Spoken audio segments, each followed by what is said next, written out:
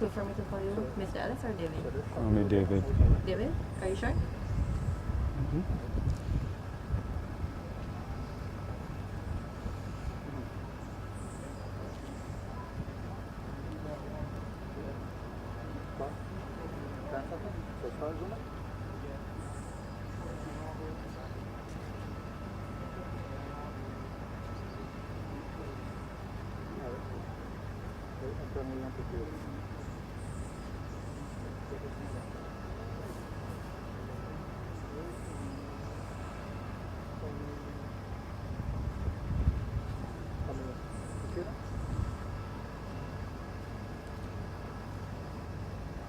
Good afternoon, I'm Lisa Lord and I'm coming to you live from the Harrison Point Isolation Facility here in St. Lucie. I'm joined by the National COVID-19 Advisor, Mr. David Ellis, my co-host for this broadcast. David, we had 168 cases, record number of cases from yesterday's 1,628 tests. We also had 3 deaths in the last 24 hours. The situation is not a good one at this time for Barbados and its COVID-19 fight. That's very much so.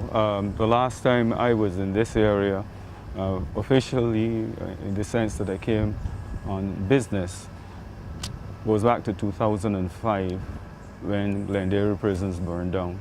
And this area was a makeshift prison. Since then, I wondered what was going to happen with it because it seemed to be running to ruin. But what we have today is a complete transformation, with all these buildings and the infrastructure to accommodate the people who are here in tertiary, primary, and secondary isolation. As we sat here waiting for this broadcast, you could not help but be struck by what you were seeing. The ambulance coming, the person being wheeled out and taken into one of the facilities, I think it's the secondary facility. Yeah. The number of patients that are being wheeled to and fro. We won't be seeing any of their faces in this broadcast. But what it does is to underscore the gravity of the situation, confronting not only the people who are here today, but those who are not necessarily here and could easily end up being here at Harrison Point. We are going to be talking with doctors. We will be able to talk also with at least one of the patients. And there are other workers here who will tell us the story of working here at Harrison Point. More than anything else, we hope that this broadcast will help to underscore just how serious the situation is in Barbados at the moment. So this is an uncut broadcast, unedited, coming live.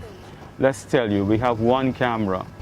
We will keep rolling. We will walk and talk. It is as if somebody just put a microphone and a camera in your hand and say, go down there and talk. So this is what we are going to do. Sit here sometimes, walk and talk sometimes. And one of the key people that we need to hear from is Dr. Corey Ford. And he is up next to speak with Lisa Lord. And just to let our viewers know that because of the restrictions, some tech difficulties that we are having, we will have to restrict the broadcast to about 14 minutes. Joining me now is Dr. Corey Ford, the head of the isolation facilities and the island's lone infectious disease specialist. Dr. Ford, it's a busy time. We spoke at length 2 weeks ago and we basically predicted the situation that we now have. Certainly, Lisa, this is certainly for us in Barbados a very, very difficult. I said before that we are about to go through a storm. Certainly we have started to go through that storm today. You know the numbers for today. We had a record number of cases on island. But apart from that,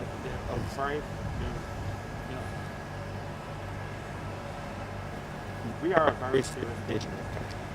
And I think every single Barbadian really, I plead with you to understand that. If I give you a picture of what's really happening on the ground, certainly not is a picture I think should bring attention Barbadians. In our primary isolation, which is our primary ICU, today we have a total of 23 persons. We know that there were 3 deaths last night. And any death that happens on this is heart-wrenching. It's difficult for everybody, all of our staff. But of those 11 persons, they're between the ages of 17 to 50 years of age.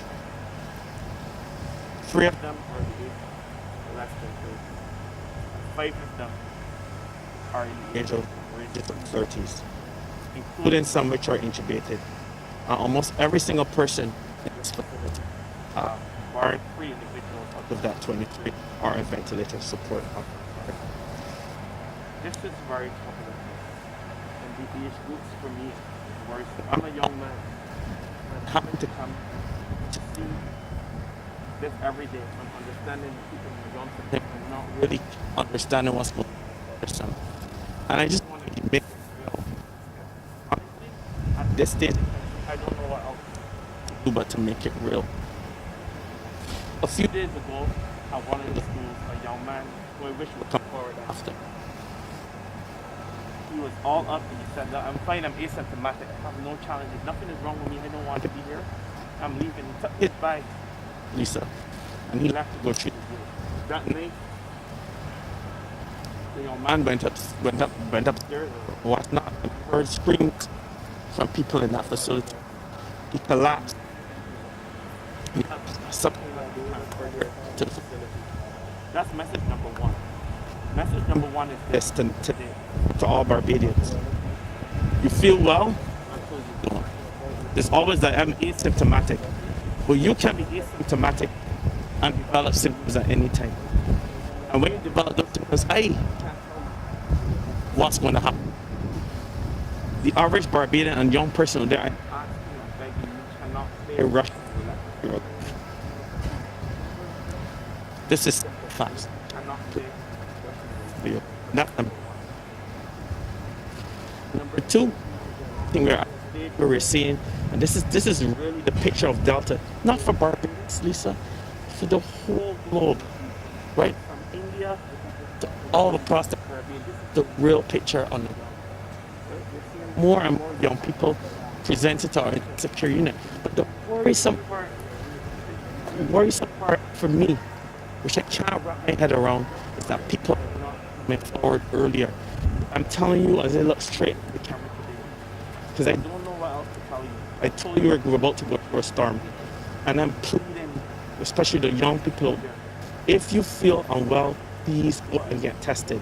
People are presented here in the 30s, right? In the 30s years of age, and they're presented and ending up on ventilator. Right? This is something that I would really not have wanted to ever see in this country. You had mentioned earlier off camera that had, as you said, 168 people to look for cases. That was also a concern. We have another isolation facility that has been set up, but our point is, would you say, overwhelmed? I think at this point, we certainly are full, and we're doing a bit of, and to be honest, if you want to spend a little bit of time here, but in the back of my mind, I have to find this. And finding places is important because it's more than finding a case. Because as life would have it, the thing about staying home and not coming forward, it means you're going to take it for longer. And by the time you get here, I don't know if we'll have enough blurs in this country, right? Even if we're more interested to reach every single Barbadian. It's basically not coming forward, not getting tested. You're going to be roulette with, and I think that's very important. Also, I know that a lot of Barbadians are hesitant about vaccination. They're hesitant about unknown, and I understand that. I've said this before. I said it 2 weeks ago, and I understand that, right? But I'm telling you that the numbers that we're looking, they're always the same. There has been no difference, and there's no difference in the rest of the world. That's not to say that.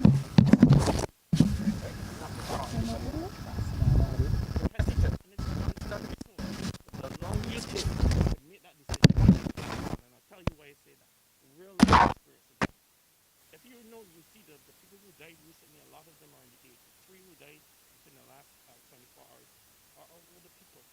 Some of them are in house. So how did they get it? They didn't go anywhere. People brought it home to them. Home right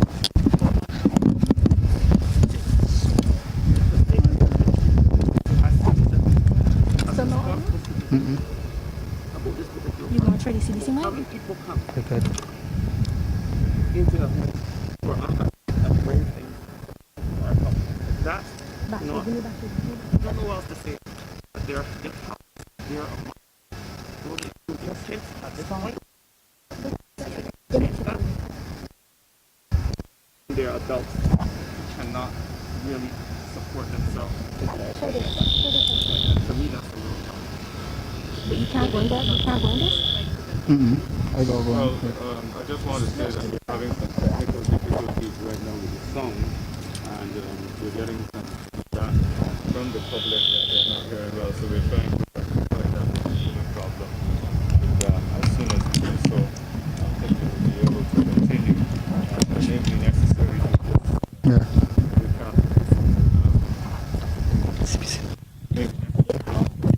major concerns that we're identifying here. A critical issue, Dr. Ford, is where are we? You said it's like a storm. Where are we in this storm? Thanks, David, for asking that question. And the truth is, we are now entering the storm. And I spoke to you 2 weeks ago. I told you we were about to enter the storm. We are now entering the storm. And if we are now entering the storm, and we're seeing these alarming numbers, but also we're seeing the level of individuals on the ground here who almost, for most part, as it stands right now in our prime installation, everybody's unvaccinated.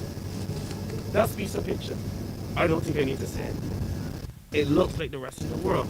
It's not numbers that were created in Barbados. If you pull numbers across the whole Caribbean, Bahamas, Grenada, St. Lucia, Jamaica, it's the same. The people who are getting extremely ill are those who are unvaccinated.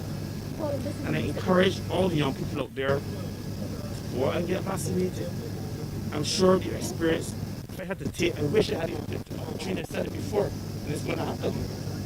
I wish I had the opportunity to bring some younger people on the bus and show them what we have to endure from day to day. Because the team is tired. The team is tired, and I think every single Barbadian needs to understand this. To be very straightforward. If it is that we're going to survive this, it's going to require the help of every single person looking at this camera. Every single one of you will going to have to play your part if we are going to get through this as a country. We cannot at all be divided. We might disagree on when you want to get vaccinated. We may disagree on, what drugs you want to use. We might disagree on these events. But I'm telling you, as a country, looking at what has happened in other countries, it is strategically important that each and every single Barbadian today, as they listen to my voice, understand the sort of issues that are ahead of us if we do not take. I said it already 2 weeks ago, we're at this point. We're in the storm. If you're going to get out of the storm, it requires each and every one of you to follow a few simple things. Mask wearing. This is something you go across Barbados. It's unbelievable and it's heart-wrenching because I'm seeing the far end of it, right? I'm cladded a bit differently to normal when you see me. It's because we've been working all day. I have 168 people out to deal with, plus potentially. Right? Wear your mask. Get vaccinated. Protect all of those older people at home. Those older people at home who became positive and are no longer here today. Give sympathy on behalf of the team here, our support to their family. The challenge with that is that they were helpless in this situation. And I'm asking for people, if you have older people at home, contact the Ministry of Health, you have to really get a system in place to get to those people where it matters, to get them vaccinated. No, I know we don't have a lot of time, Dr. Ford, but however, you had the full support of the Minister of Health and Lieutenant Colonel Jeffrey Bostic in terms of some of the attacks on social media of your staff. What is the morale like of your staff at the moment? I think, Lisa, I don't even know how to answer this one because my staff works overtime more than 12 hours, sometimes double shifts. Sometimes many of us don't sleep at night. And it's hurtful. But I understand there's a lot of anxiety, there's a lot of social media going on. But to address that issue straight on, head on, I think is important. On behalf of the staff, straightforward, we provide a level of standard care that's provided anywhere on this globe. In fact, I think we provide a higher level even as provided in some countries. There's some things that we have here that many in the globe don't have at this particular point, and I'm thankful. And I do believe I will now throw to Mr. Ellis. Yes, I want to apologize for the technical quality that has been emanating from the broadcast. And we're going to take a break here and try to see how we can rectify it.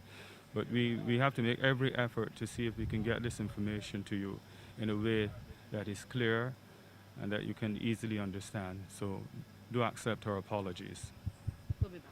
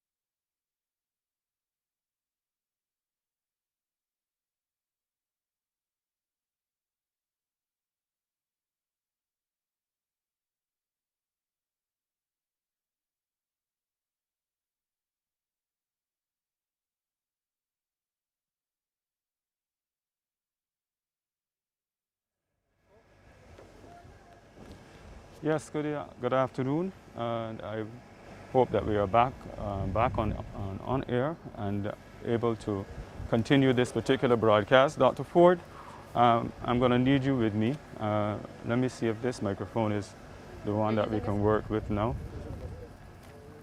Dr. Ford, let's walk up the road because we are supposed to see one of your patients, but quite a bit might have been missed by the public, and they certainly want to hear from you on this question of where are we right now. You have described this situation as being like a storm. Where is Barbados in this storm at the moment, and where do we seem to be heading in the short term? I think we are certainly have entered the storm. In the short term, where we are will depend on every single person listening to me, to be very clear there. The only way we're going to make it out of this storm that we're in, we saw 168 persons today, 100 and something the day before. The only way we're going to make it out of the storm is for people to just listen and fall in line. And what do I mean by that? In short, people need to wear their masks, don't congregate together, go and get vaccinated. Protect all the older people in your household by getting them vaccinated. You just got to go out there and do it, just to protect them. Because the truth is, they are the vulnerable ones. They're the ones with the diabetes and hypertension. But also for the young people out there who think that you're infallible, that nothing can happen to you. I will take you into the ICU and show you what it looks like. I gave the figures before, just now on live, as to where we are. Total of at least 11 out of 23 people are under the age of 50 years of age. That's significant. 3 of them, as I mentioned before, we know what the age groups are already. Yes? Within that below 30 age group. Above that, in the 30s, generally, we have another set of people again. This is worrisome, David. And it looks like the rest of the globe, which is no different than what we're seeing in other Caribbean countries. And we really can make a difference in this country. We have to protect our young people. We have to protect all people. And what really it is in my mind is that we must not be selfish in our thinking and be selfish in what we do as citizens. We have to be responsible citizens in every single way if you're going to make it safely out of the storm. And I will tell Barbadians, in the midst of a storm, we all know one important fact for a hurricane. There's the eye. So there's a point that may come where things seem calm. But as that point comes, we also need to consider the next part, which is important, that there's more fury on the other side. But how long we stay in that calm will be dependent on the things that I have continued to mention over and over again. And I saw this coming to us as a country. Well, you saw it coming 2 weeks ago. Yes, I did. Now, 2 weeks from now, where will we be if we keep on this trajectory? If we keep on this trajectory, I am telling you, I want to say, and it's hard for me to say as a physician, my job is to save lives. But I can't guarantee that I can save every single Barbadian in this country who gets ill. Right? I can't guarantee that we will have enough ventilators if we continue on a trajectory like this to save every single person in this country. Because no country in the globe has done that. They have all ended up in issues with ventilators, oxygen, and we have all of these lovely things. But how well we do will depend on what I've said a million times over. For people standing up. Young people, I am begging you today on live TV not to play Russian roulette with your lives, right? You don't know or you're uncertain, right, about what will happen about vaccines. I had my queries too, right? But what I can tell you is if you get ill with COVID, right, basically what you're doing, one or two things can happen. You can go fine or things might go bad. I, as a doctor, I cannot predict which one of these would be you. So I'm asking you today, I'm pleading with you on national TV, on live, wherever this goes, to repeat it over and over to every single person in your household, to your old granny in your household today. I'm asking you on behalf of the staff here, we're basically out to all. We're out to all, right? I'm pleading with you today, right? Not only based on the numbers today, but based on what we're seeing right over here in this building. That's the primary isolation. Yeah, primary isolation. I'm pleading with you. We are a horrible state in this country, potentially, and it's up to you to make the difference. Now, let's be realistic about this. If people got vaccinated today, it takes time before the vaccine takes effect. Yes. So in between now and then, we have a problem. Is the horse out of the stable? Well, one could think of it like that, but I can tell you where vaccines are concerned, any sense of protection is important. So after the first vaccine, after a period, it gives about 30% or just 20 to 30% protection from getting hospitalized and getting very ill. And even a small percent will change the trajectory of where we are. Ideally, David, I would love 6 weeks for the storm to come and we to be in the eye of the storm. Because we know when we hit the other side, we're going to be okay. The problem in Barbados, people have to understand, is not what people think. The problem is actually this. The problem is basically that we will overrun our healthcare system with a large percent of unvaccinated people in our population. If there's a large percent of unvaccinated people in our population, we will overrun our healthcare system, right, in terms of allowing people not to have to go on ventilators, for example, or to be in primary isolation care for 21 days. This is particularly important. Where are we here now on the compound? So we are here now at the tertiary, outside the tertiary isolation, and one of the patients has really consented to speak to us, and I think several of them want to speak, but we have some time constraints as well. Yeah. So it'll be interesting to hear what he has to say. I'm going to step off and let them do what they have to say with their own experience. But I think Barbadians have to realize this is real.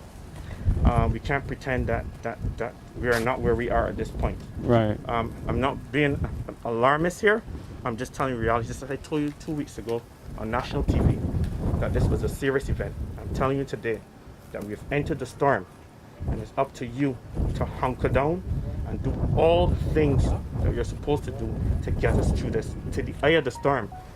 And in the eye of the storm, when we're all vaccinated, we can move into the next part of the storm unchallenged. But before you go, you have to tell us where we are likely to be within the next 2 weeks, given the fact that we do not have as many people vaccinated that could stop us or stem the tide that we are into right now? Right. What's the projection? So I think the UW has already projected quite well. I think they did it the first time around. We could have, if some of the barriers not in place, we could have almost 500 people a day, as has been said before. How do you cope? I mean, how do you cope tonight? When more people come in here tonight, what happens? So people will come here tonight and we have some other admission sites. But that's not sustainable forever. The only way we're going to curb that is by people's behavior and to deal with people's behavior. And that will allow the stuff to spread, especially in households. I will tell you that there are so many households that are admitted in facilities that are positive. Young children, older people, I don't know. I suppose people need the stats. If you could provide us with the number of households that are affected like that, because a lot of the information is still not available. You have it, but people in the country will still be guessing as to what is happening. They get the cumulative of certain things, but perhaps we need a little bit more information. Now, this guy that I'm speaking to says he didn't want his face on camera. So, good afternoon, sir. Yes, sir. Good afternoon. Good afternoon. Tell me about your experience with COVID. How long have you been here now? I'm being here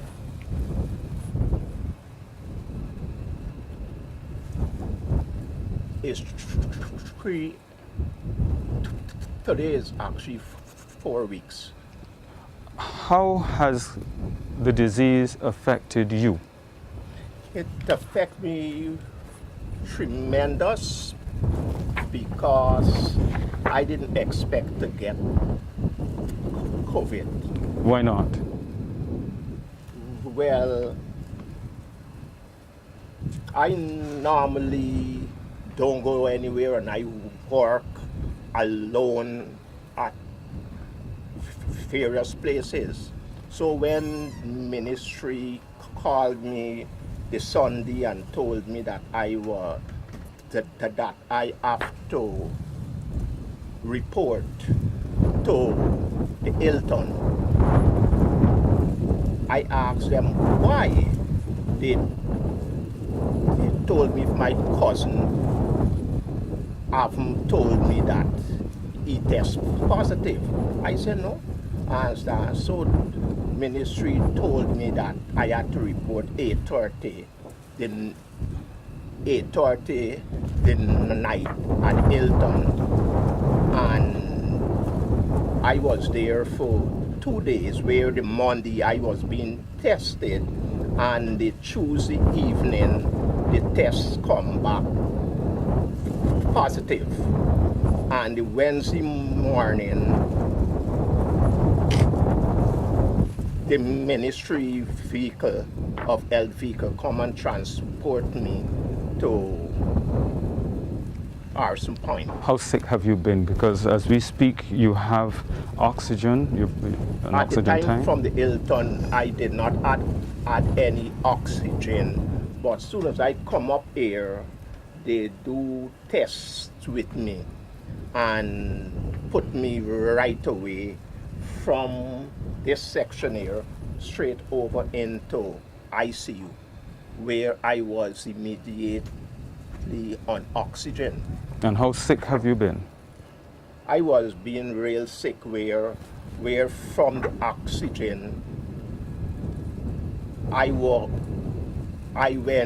the night into being put on ventilator, where I was on ventilator for 2 weeks, and the ventilator experience is not an easy experience for anyone. It's the experience where there is period of ventilator hours they put you on, where it could be 4 hours, it could be 6 hours, 8 hours, or even 10. So when you're here, you have to go upon a 4 hours experience of 4 hours, you feel is real good. But once it's over 4 hours, understand, there is where thing, when I first got the respirator put on me on the ventilator, it was terrible, real terrible. That What's your message to the rest of Barbados this afternoon? the rest of my message to Barbados this afternoon is try your utmost best not to get COVID. Do not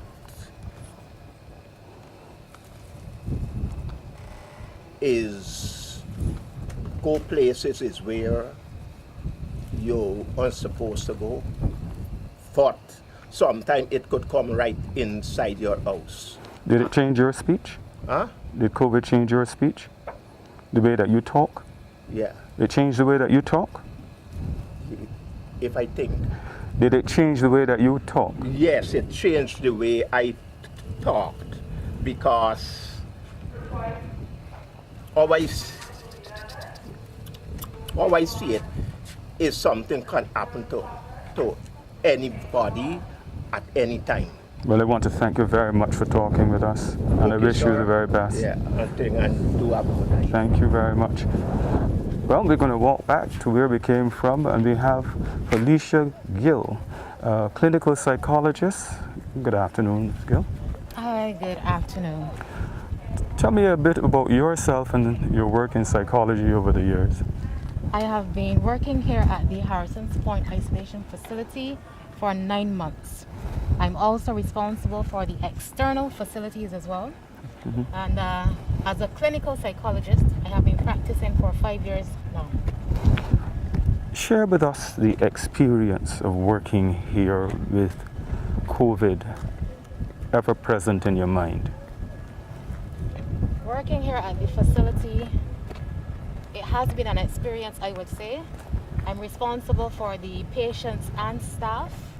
And when I say it has been an experience with the staff, you see, staff are overwhelmed, they're overworked, and we're also understaffed. And then we try our best to work with the patients. And as you see, the numbers have been steadily increasing, and that has even made things a little bit more challenging as well. And even though we are feeling, overwhelmed at this point, we consider ourselves as a team and as a family, and we support each other here. So when we recognize that, it's becoming a bit challenging, we just give each other an encouraging word so as to help the other to keep going on. Because this job, it can be a bit draining. We're trying to do our best for our country to help the patients as best as we can. And so as to be re-energized, we just try to support each other throughout this journey. What has been your hardest moment to date? My hardest moment has been working with the families of those who have died from COVID. So what I have to do is, as soon as the patient has passed away, I speak with the family.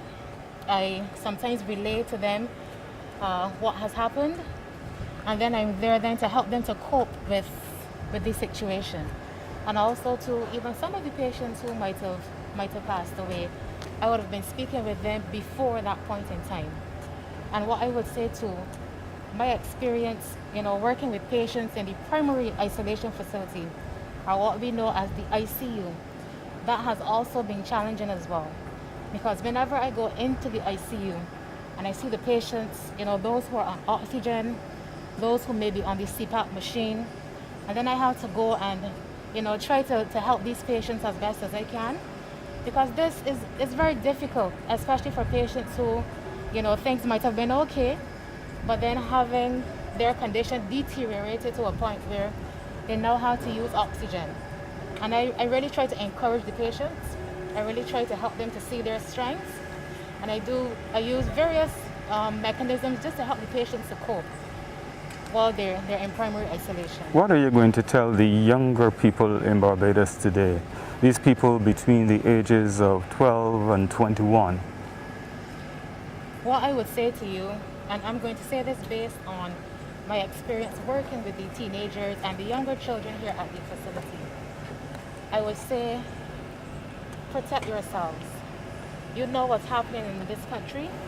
I want you to wear your mask. I want you to social distance. I want you to think about your friends, your classmates. I know that it's difficult being separated from your friends. You have online school, and I know that it can be a bit stressful. You can even become a bit depressed. Yes, children do become depressed. But I want you to just remember the reason why we're doing this. You want to protect yourselves, and you also want to protect your family. And we can do this together just as long as we do what we are supposed to do. And for you, what has it done to you personally? Family, you talk about family, you talk about life otherwise. For me, it has really caused me to just try to encourage my family to do what they need to do as well. And it has been a change because when I go home, I don't go into the same quarters as my family. I change on the outside, and it's a strict protocol that I follow because I want to protect my family. Because at the facility, I go in with patients, and that's what I do on a daily basis.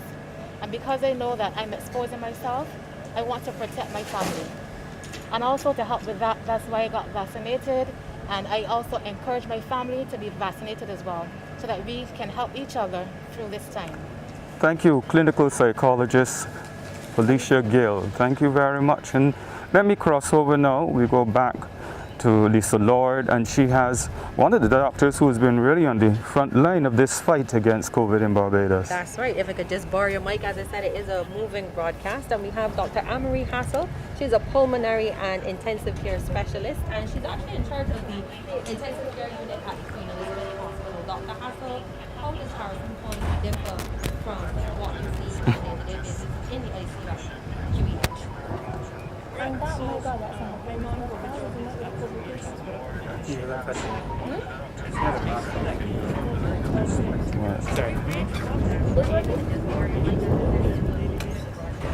Who's next?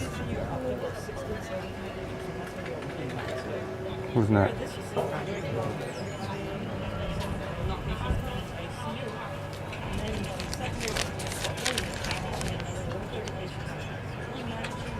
Rommel. Who's Rommel Jones? You? You're next. I'm going to talk to you there. Infection control? Okay, you got to tell me what that involves.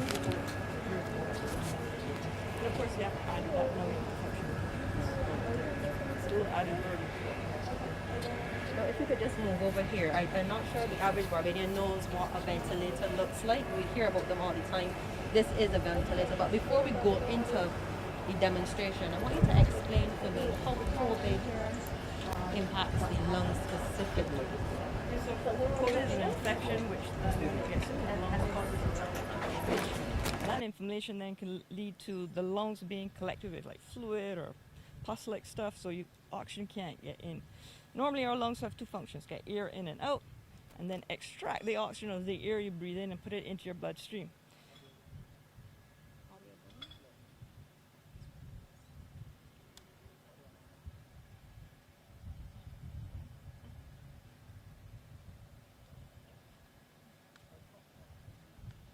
Sorry, we seem as though we lost audio there for just a minute. Do we have it back? Yes, it's on now. Okay, Sorry about that, Doctor. no problem. So part of the problem with COVID is you can get, as you breathe in, you can't get the oxygen through the lung into the bloodstream. And so your lungs have no longer the capacity to oxygenate your body. And obviously you need oxygen to all your organs in order to function. So for that reason, the first stage in general, if you can't get oxygen through your lungs, is that we put you onto something called just normal oxygen supplementation. Okay, let's get my little props here. With regular nasal prongs, everyone pretty much has seen this. Right. This is what we commonly use first step. If, however, the patient still can't get enough oxygen to get into their bloodstream, then we move up to the big boys. Right, so this is a ventilator. The purpose of this ventilator is really to blow the air into your lungs. And first stage from this will then become The mask. the nasal prongs. So Oh, this okay. one looks a little bit bigger, so when we say that people are on high flow nasal prongs, This connects to this here, which connects to your nose. And we blow air in at a much higher rate than that could go through that little one. When that doesn't work anymore, then we go to the mask. And this is the one that's the most uncomfortable. So this goes on here. And that's strapped on. Strapped on tightly onto your face. And so if you're claustrophobic at all, it's very difficult to use. But with this part, we can actually oxygenate and ventilate your lungs much better than if you just use one like this. So depending on the severity of the degree of disease you have in your lungs, we escalate up. When we get to this stage, we go between the two because obviously you can't stay on this all the time. And this is what patients in there go through on a daily basis, some of them for over a week, 10 days, just to try to get their lungs better so the lungs can start to function again, so then we can degrade back down to the smaller oxygen and then off the oxygen. Now if all this fails, the last resort is the tube. The tube goes down through your throat, into your lungs, connected to this machine. We have to sedate you, you're no longer conscious. And this is our last resort to try to get oxygen into your blood system. In terms of your success rate using the ventilators? Well, if you use the ventilators with the high flow and the mask, we've actually done pretty well. We've had a lot of patients, some of them take a week, some of them can take 2-3 weeks, but we've had a lot of patients actually get better and leave. If we have to go down with the tube, which means the lungs are extremely damaged, our success is not so great. We've only had 2 people so far come off the machine. So we try our best to keep the two, use these two as best as we can, talking with the patients, trying to convince them to use this because we know that we don't want them to move on to this. And you mentioned to me that you're the only intensive care specialist down here at the moment. You're working some very long hours, and you had indicated that you're disappointed that people are measuring your success by the number of deaths, or failures rather, by the number of deaths we're having. Well, I think this is the only disease in the world where every time someone dies, you record it, and it's announced publicly. I mean, people are dying every day at the hospitals, and nothing is recorded there. And so, even though people are going to die, and we know that, no one talks about the people who actually made it out with these two mechanisms of getting them out, and we have a lot higher percentage of that. Dr. Hassel, thank you so much for talking to us, and thank you for your service. I'm going to hand over now to Mr. Ellis. I believe he's going to speak to somebody now in infection control. Well, we do have a limited time now. As we said earlier, we only had about 40 minutes. 40 minutes, and therefore I think the person that I will try to wrap up with here now is Dr. Ford again. And there's some people behind the scenes. You, sir, you are? Hey, good afternoon. My name is Ronald Jones. What do you do here? Infection control officer here at RCC. What does that entail? Basically, right now we do surveillance and reporting, but majorly I do training. We recently trained 172 persons for this particular event. That's basically it right now. How has all of this struck you as a person, though? Pardon? How has it all struck you as a person, coming to work here, seeing all that is happening here? Previously I was employed under the QA, so I pretty much am aware of this kind of environment. But recently I've seen more young people in a medical facility than I've ever seen before, even younger children. So it is a very serious situation. I hope that the Bajans will take it seriously. And who else do we have? Rico Webb. And your area is what? I'm an orderly. An orderly? Yeah. Okay. So for you, what has the experience been like, Rico? You know, you open it, to be honest, because on the outside you can't really gauge the seriousness of the matter. From being on the inside, like, get the full thing.